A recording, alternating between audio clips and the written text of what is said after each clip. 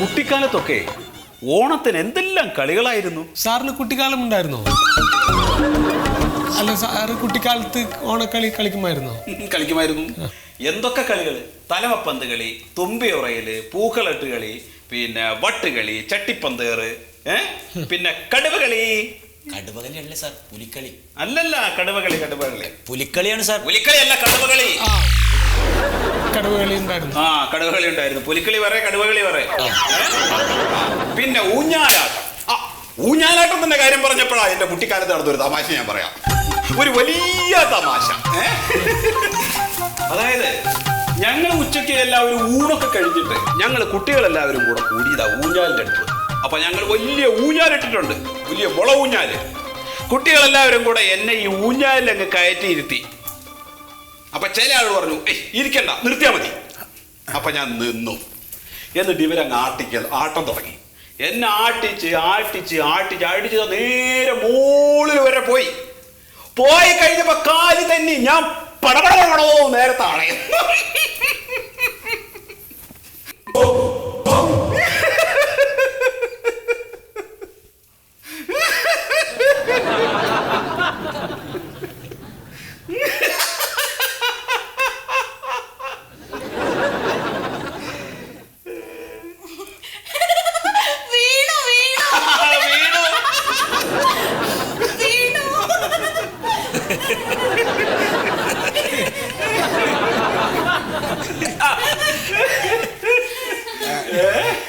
അല്ല സാറ് തമാശ എന്തോ പറയുന്നു പറഞ്ഞ്.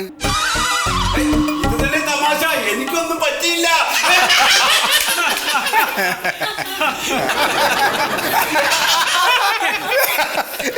ഞാൻ എണീറ്റ് പോയി, എല്ലാവരും പേടിച്ചു.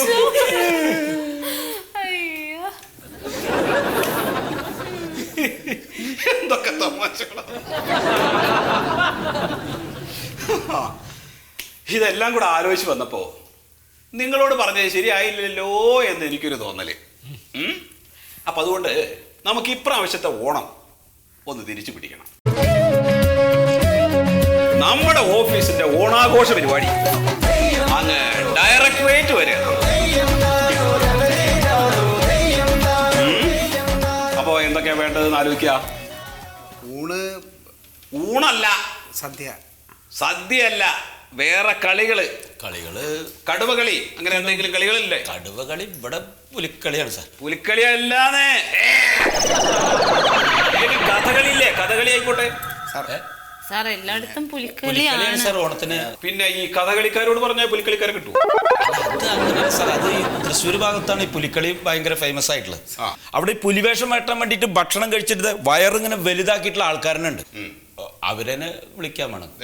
അത് വേണ്ട, അത് വയറന്മാര് വന്നു കഴിഞ്ഞാൽ അത് ഈ പരിപാടി ഒരു മോശവും.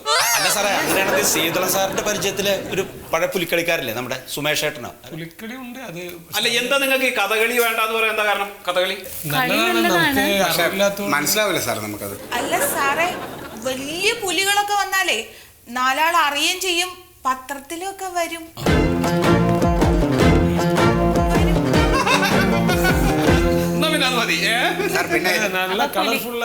ചെറിയ പൈസക്ക് ഒരു നല്ല പരിപാടി ഉണ്ട്. അതെന്താ? ഒരു സിനിമാറ്റിക് ഡാൻസ് വെച്ചാലോ? സിനിമാറ്റിക് ഡാൻസ് ഒന്നും വേണ്ടോ? അല്ല സാർ, എന്റെയാണ്. തന്റെ സിനിമാറ്റിക് ഡാൻസോ? അല്ല, വലിയ പൈസ ഒന്നും വരില്ല, അന്നൊരു ഐറ്റം ആവും.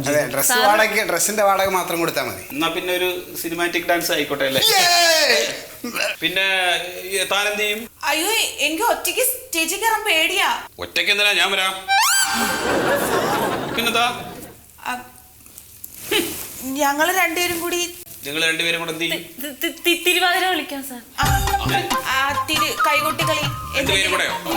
പിയൂട് പ്യാരിജാതൻ നല്ല രീതിയിൽ കഥാപ്രസംഗം. അല്ല, പറഞ്ഞ അയാളെവിടെ? അയാളെവിടെ? ചായ വാങ്ങാൻ പോയിക്കാണ്. ഈ സമയത്താ ചായ അങ്ങനെ ചായ കുടിച്ചു വരട്ടെ അല്ലേ? അങ്ങനെ ചായ കുടിച്ചു വരട്ടെ. കഥാപ്രസംഗം അതൊക്കെ എന്ത് വേണമെന്ന് വിചാരിച്ചാൽ നിങ്ങൾ നടത്തിക്കോ. എല്ലാത്തിനും മുൻപന്തിയിൽ ഞാനുണ്ടാവും. പൈസ വേണ്ടി വരും. പൈസ ഒന്നും വിഷയമല്ല. പൈസ സാർ തരോ? പൈസ ഞാൻ തരും.